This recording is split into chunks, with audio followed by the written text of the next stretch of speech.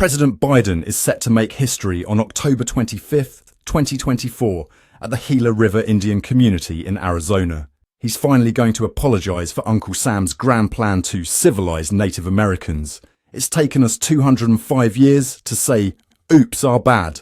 I guess better late than never, but let's not pat ourselves on the back too hard, shall we?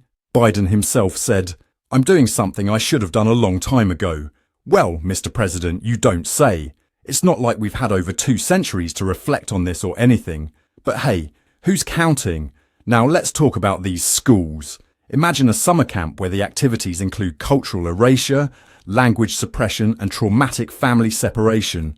Welcome to the US Indian boarding school experience. From 1819 to 1969, over 500 of these delightful establishments operated across 37 states. We're talking about 18,000 little ones, some as young as 4 years old, torn from their families faster than you can say manifest destiny. These weren't exactly 5-star accommodations. Picture overcrowded dormitories, inadequate food, and manual labour that would make a Victorian workhouse look like a spa retreat. And you thought today's standardised testing was rough? These kids had to pass the ultimate test, surviving a system designed to destroy their identity. The investigation led by Secretary of the Interior Deb Haaland uncovered some truly heartwarming statistics. 74 burial sites discovered so far, 973 documented deaths. And let's be real, that's probably just the tip of the iceberg. Nothing says educational institution quite like having its own cemetery, am I right? Speaking of Haaland, she's got some personal skin in this game. Her grandparents were stolen from their families when they were only 8 years old and forced to live away from their parents, culture and communities until they were 13. Talk about a family reunion gone wrong.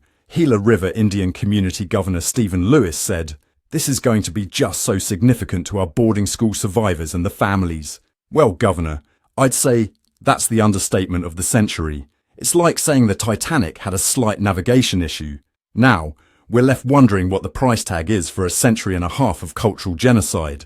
Any accountants in the House want to take a crack at that calculation? The Indian Civil Accession Act of 1819 was about as civilized as using a sledgehammer to open a jar of pickles.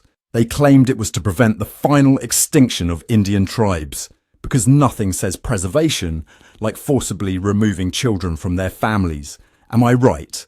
This is like trying to save a forest by cutting down all the trees and replacing them with plastic ones. Secretary Haaland's team had to dig through mountains of dusty records.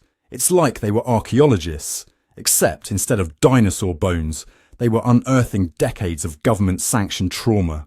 The trauma of these schools is still playing out today, like a never-ending game of generational PTSD dominoes. Native American communities are grappling with higher poverty rates than the national average. It's like the government played Monopoly with their lives, except instead of passing go and collecting $200, they passed boarding school and lost everything. But don't worry, folks.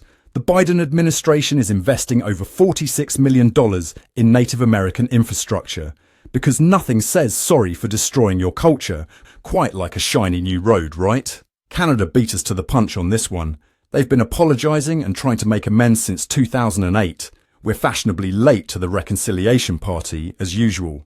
Now, we're left wondering if this apology comes with a side of actual change, or if it's just a political appetizer to appease the masses. The US government tried to kill the Indian, save the man. Spoiler alert, it didn't work out so well. These schools nearly wiped out entire languages. It's like they were playing a twisted game of linguistic Jenga, pulling out one language block at a time until the whole cultural structure came crashing down. And let's not forget the ongoing efforts to repatriate the remains of children buried at these schools. Nothing says we've learned our lesson quite like having to dig up the graves of the children we killed through neglect and abuse, right? The National Native American Boarding School Healing Coalition has been advocating for recognition and healing for years. I'm sure they're thrilled it only took a couple of centuries for the government to listen. Talk about speedy response time. In the grand tradition of government efficiency, we've managed to go from forcibly removing Native children to forcibly apologising for removing Native children in just 200 years. At this rate, we might achieve actual equality by the year 3000. But hey, at least we're talking about it, meow, right? Biden's apology might be a day late and a dollar short, but it's a start. The question is, will it lead to real change, or is it just another political performance? Only time will tell, my friends. In the meantime, keep your eyes peeled and your skepticism sharp. I'd love to hear your thoughts on this historic apology in the comments below. Stay tuned for our next update. I'm Ron De Parmesan reporting for Newscats. Thanks for watching.